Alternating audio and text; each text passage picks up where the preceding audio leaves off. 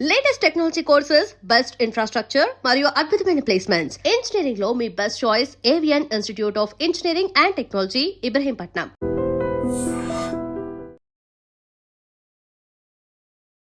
నమస్కారం, welcome to I dream. ధర్మ మార్గం విత్ విజిత కార్యక్రమానికి స్వాగతం.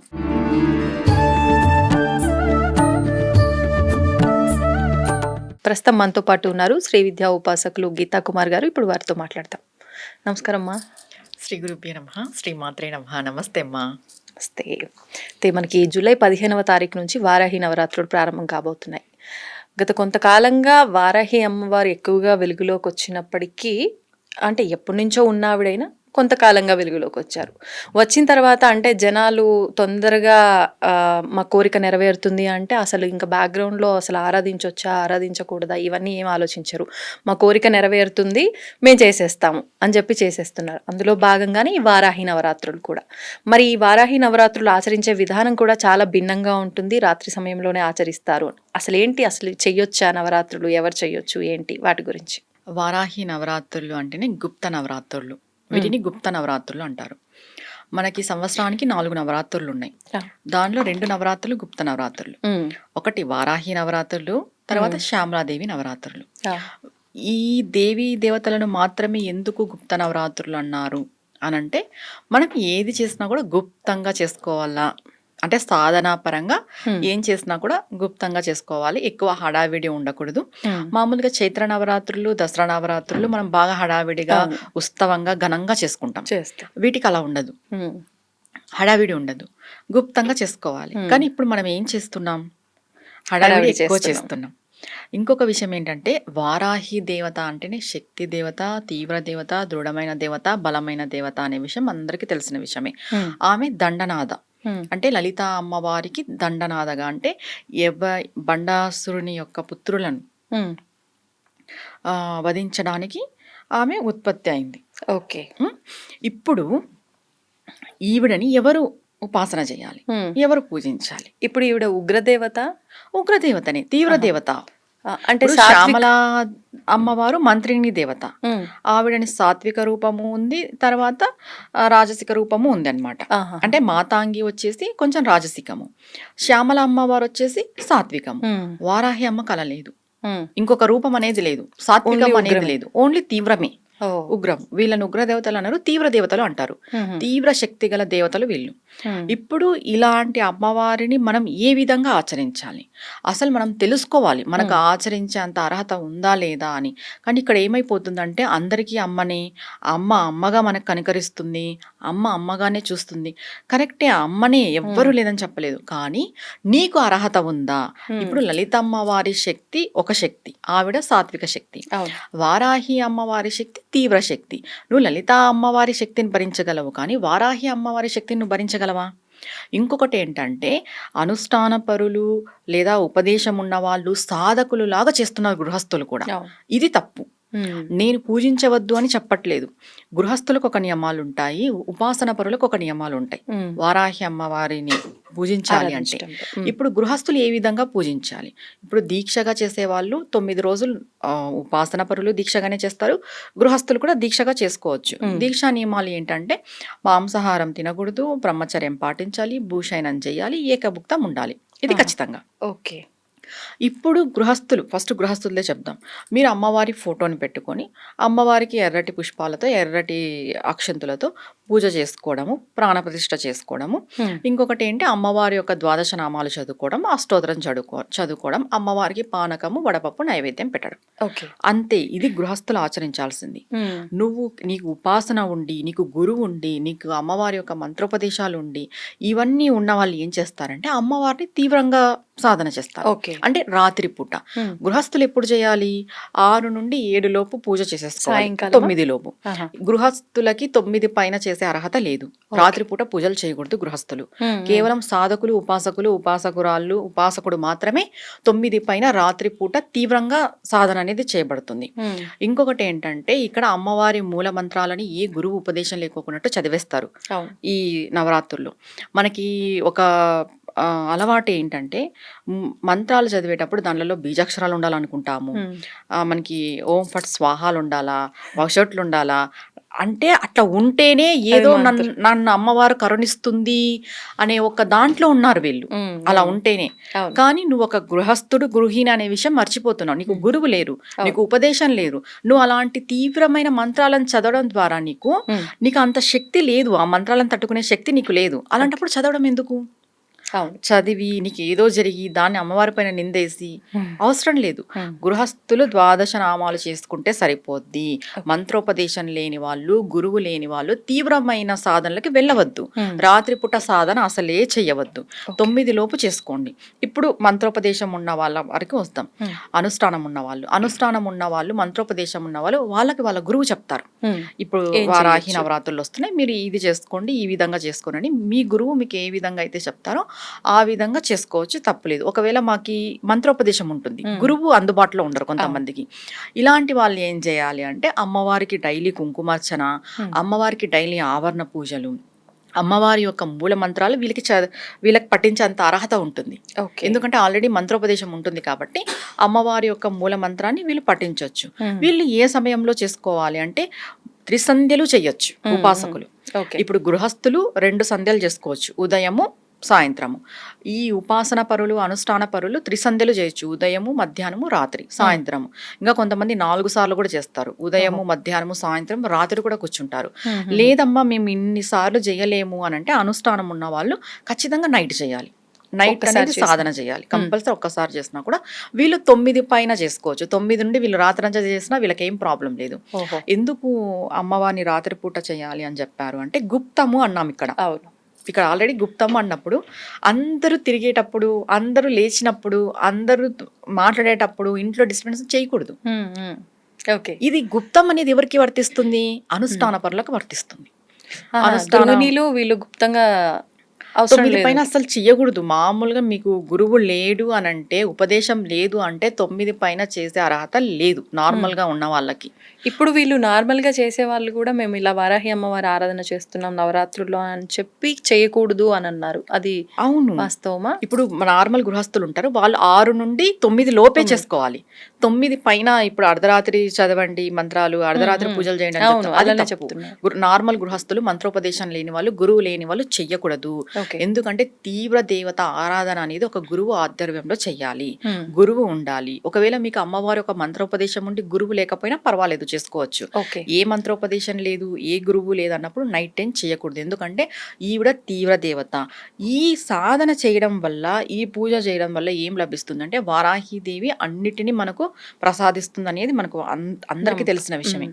ఏంటి అని అంటే మనకు కోర్టు వివాదాలు ఉన్నా తొలగిపోతాయి, భూమి సమస్యలు ఉన్నా తొలగిపోతాయి. తర్వాత అమ్మవారు వచ్చేసి ధనధాన్యానికి సంకేతము. ఆమె నాగలి రోకలి చేతిలో పట్టుకొని ఉంటుంది కాబట్టి మనకు ధనము ధాన్యము అన్నీ లభిస్తాయి. ధాన్యం ఉంటే ఆటోమేటిక్గా ధనం అనేది వస్తుంది, అన్నీ లభిస్తాయని చెప్తారు. ఆరోగ్యము లభిస్తుంది. అమ్మవారి యొక్క తీవ్ర శక్తి వల్ల మనకు శత్రు నాశనం అనేది కలుగుతుంది. మనకి ఎవరైనా తెలిసి కానీ తెలియక కానీ శత్రువులు ఉంటారు కదా, వాళ్ళ యొక్క నాశనం అంటే అమ్మవారు వాళ్ళని నాశనం చేస్తుందని కాదు దీనికి అర్థం.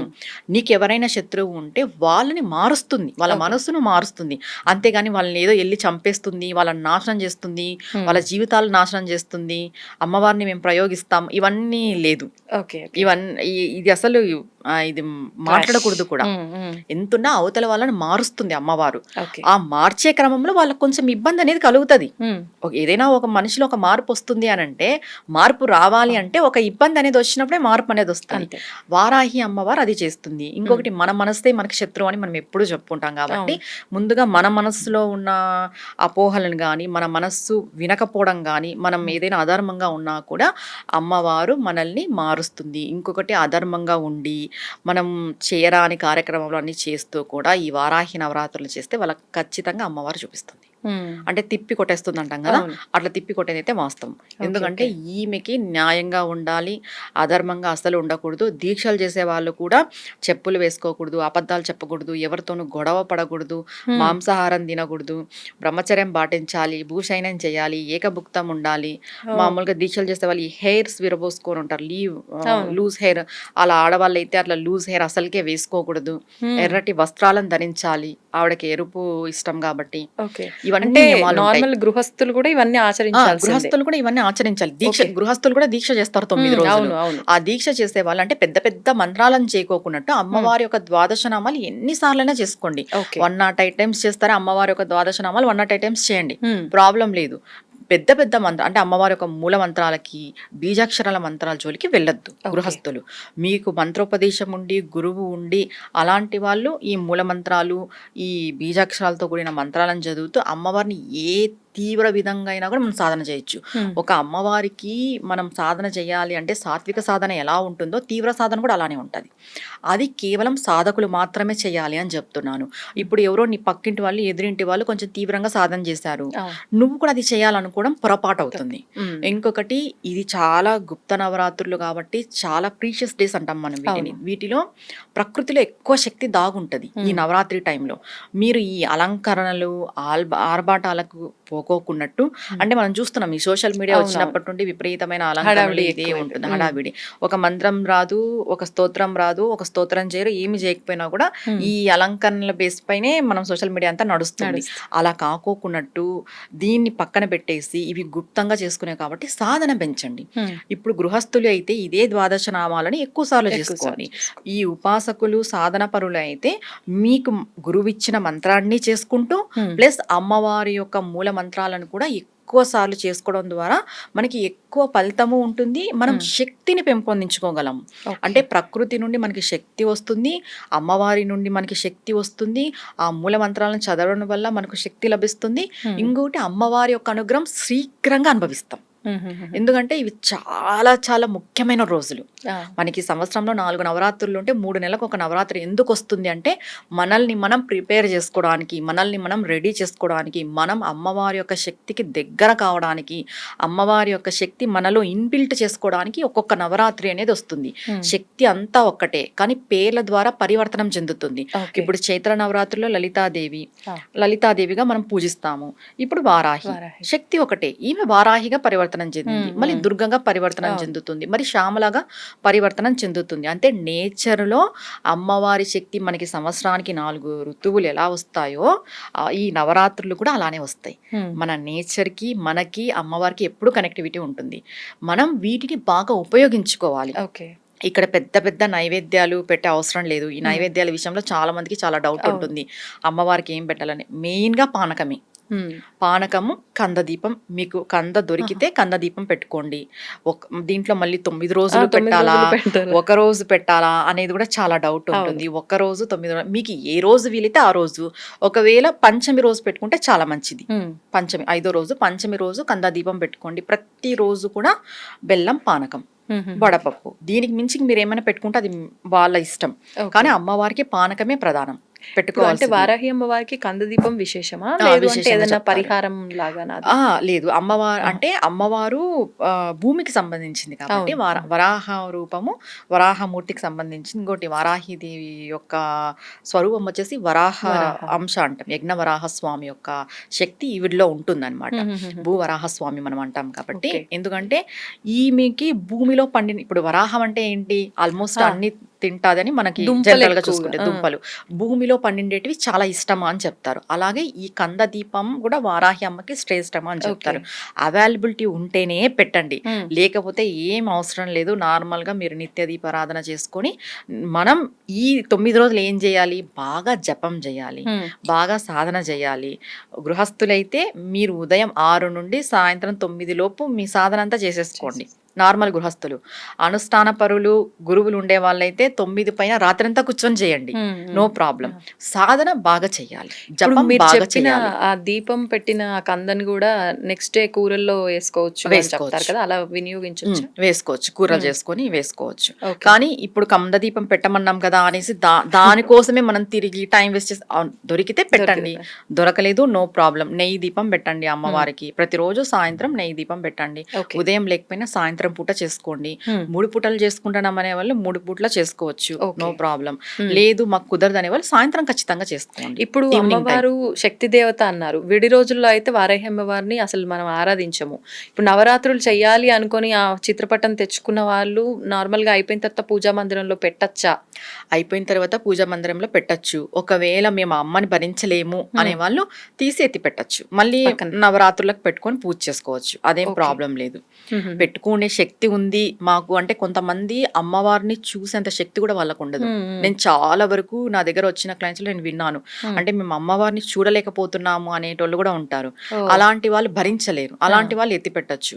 లేదు మేము పెట్టుకుంటాము, నిత్య దీపారాధన చేసుకుంటాము, నిత్యము మేము అమ్మవారికి దండం పెట్టుకుంటామంటే నో ప్రాబ్లం, పెట్టుకోవచ్చు. ఇప్పుడు ఒకవేళ చిత్రపటం కాకుండా కలశ రూపంలో అలా చేసుకుంటాము, చేసుకోవచ్చు. కలశ రూపంలో ఈ 9 రోజులు, ఎందుకంటే ఏ నవరాత్రి అన్నా చేయని మనకి మొదటి రోజు ప్రాణ ప్రతిష్ఠ అనేది మనం చేస్తాం. అవును, అంటే అమ్మవారిని ఆవాహన చేసి అమ్మవారు కుటుంబ సమేతంగా వచ్చి మా ఇంట్లో ఉండాలి 9 రోజులు, మా చేత పూజలు అందుకోవాలని చెప్పేసి ప్రాణ ప్రతిష్ఠ ప్రాసెస్ చేసి మనం అక్కడ కలశ స్థాపన కానీ ఫోటో కానీ విగ్రహం కానీ పెట్టుకుంటాం. విగ్రహాల జోలికి గృహస్థులు వెళ్ళొద్దు. ఫోటో కలశం పెట్టుకోండి శ్రేష్టము. మళ్ళీ పెద్ద పెద్ద విగ్రహాలు పెట్టుకొని ఇబ్బంది పడే వాతావరణం తెచ్చుకోవద్దు. ఇప్పుడు అమ్మవారు అందరికీ అమ్మే, కానీ ఆవిడ తీవ్రమైన అమ్మ, ఇదొక్కటి గుర్తుపెట్టుకోవాలి. ఆవిడ మనల్ని ఎంత త్వరగా శీఘ్రంగా అనుగ్రహిస్తుందో అంత శీఘ్రంగా దండిస్తుంది కూడా. ఆవిడ అసలే దండిని మాత, ఆవిడకి దండని మాత అనే పేరు ఉంది. అంటే ఏదైనా తప్పు జరిగితే దండన ఖచ్చితంగా ఉంటుంది, శిక్ష ఖచ్చితంగా ఉంటుంది. లలితమ్మ దగ్గరన్నా లేకపోవచ్చేమో, శ్యామలమ్మ దగ్గరన్నా లేకపోవచ్చేమో, కానీ ఈవిడ దగ్గర ఖచ్చితంగా ఉంటుంది శిక్ష. ఈ శిక్షను మనం అనుభవించాలి. ఆవిడ నుండి మనం ఫలితాలు ఎలా పొందుతామో శిక్షను కూడా అలా పొందాల్సి వస్తుంది. కాబట్టి మీకు ఎంత వీలైతే అంత చేసుకోండి. వాళ్ళేదో చేస్తున్నారు, వీళ్ళేదో చేస్తున్నారు, సోషల్ మీడియాలో ఏవేవో చెప్తున్నారు అనేది లేకోకుండా సాత్వికంగా, మీకు గురువు లేకపోతే ఎంత సాత్వికంగా చేసుకుంటే అంత మంచిది. ధన్యవాదాలు. నమస్తే అమ్మా. And for more videos, Please subscribe to iDream channel. Subscribe to iDream Media. Please subscribe to iDream. Please subscribe to iDream. Please subscribe iDream. And please subscribe to iDream. For more videos, subscribe to iDream. please like, share and subscribe to the channel. Congratulations, iDream. Subscribe to iDream. Subscribe to iDream. So subscribe to iDream Media. iDream ki iDream team andarki huge congratulations. Please subscribe iDream Media. Please subscribe to iDream.